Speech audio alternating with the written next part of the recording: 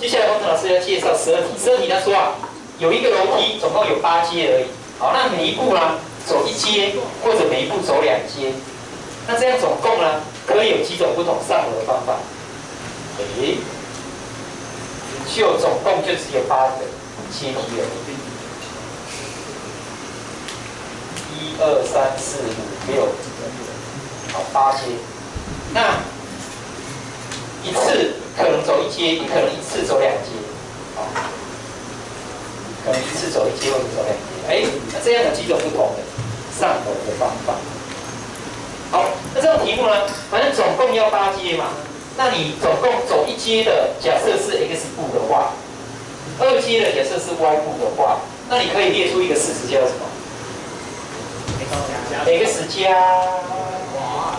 2y 要等于8，对吧？那你的 x、y 有什么限制？大于可不可以等于0？可不可以？可不可以都走1阶？可以吧？好，所以它应该是 x、y 大于等于0，而且都要是整数。好，所以它是属于非负整数。好，是 z 正跟0，可以吗 ？z 就是整数，正就是正的整数，或者 n 啊，写 n 跟0，这样可以吗？好，所以它是大于等于0的整数。那大于等于0的整数，其实这样的 x、y 好像没有几种，那我们就把它列出来嘛。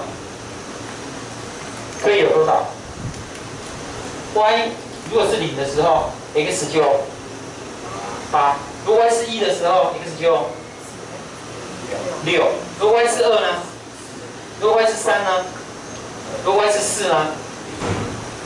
是不是这样？就这几种而已嘛，可以吗？还有没有别的？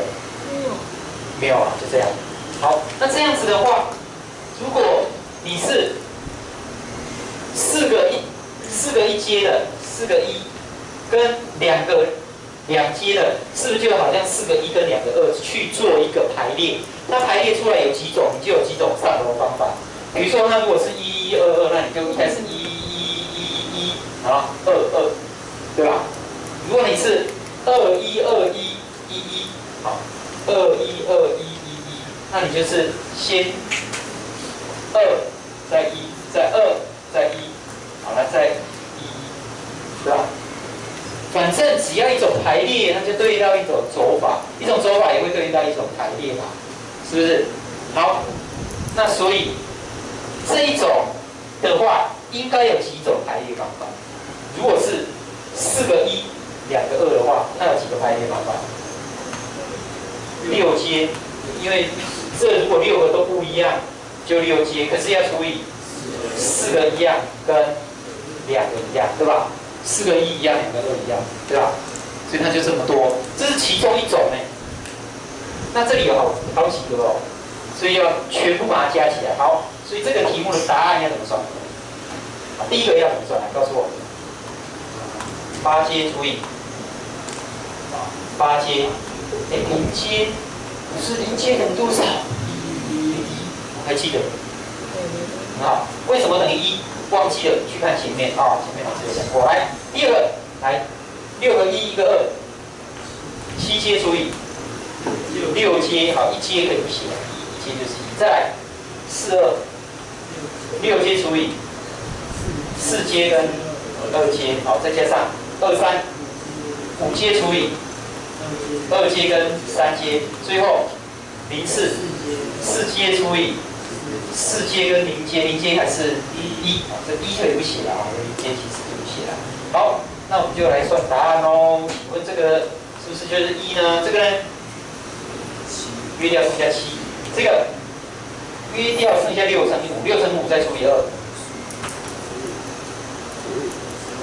是吧？6、30除以2是15，再约掉剩下5乘4，5是20除以2，10，这个1，好，所以这个最后答案是多少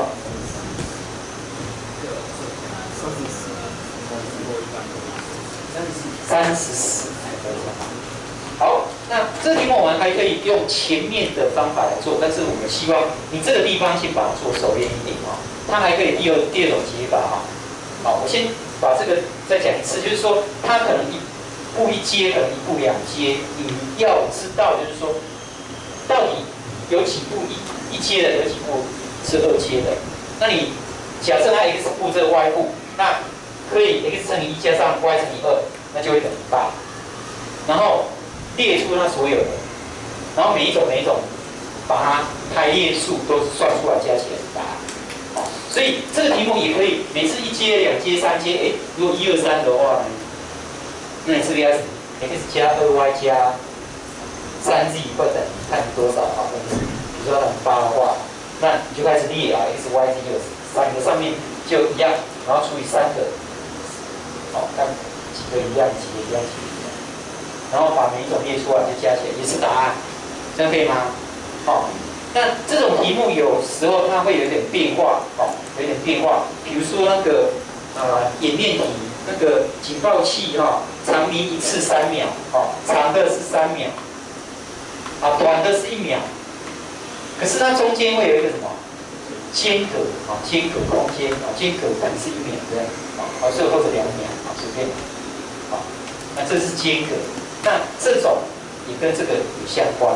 那这个我们让同学回去做练习，好，回去做练习。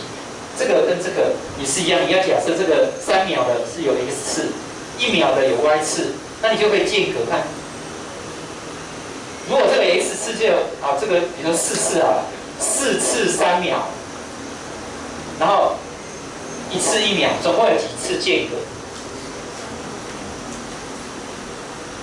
？4次3秒，1次1秒，中间会有几次间隔？啊？4次。总共有几次？5次。那5次要有几个间隔？4个间隔。你这个想完，下一次要想的时候，是不是要有一个间隔，你才知道它是想3秒嘛？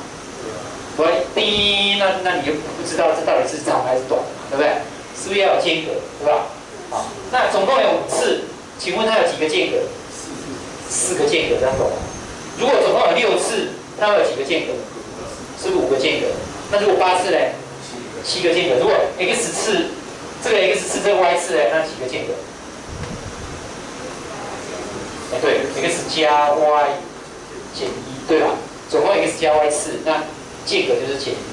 等一下，好，这样可以吗？有没有问题？没问题啊。那这个题目回去自己做练习。那我们要讲这一题的第2种解法啊，第2种解法，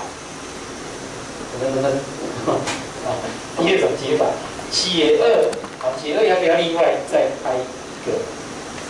好，有点太长，好。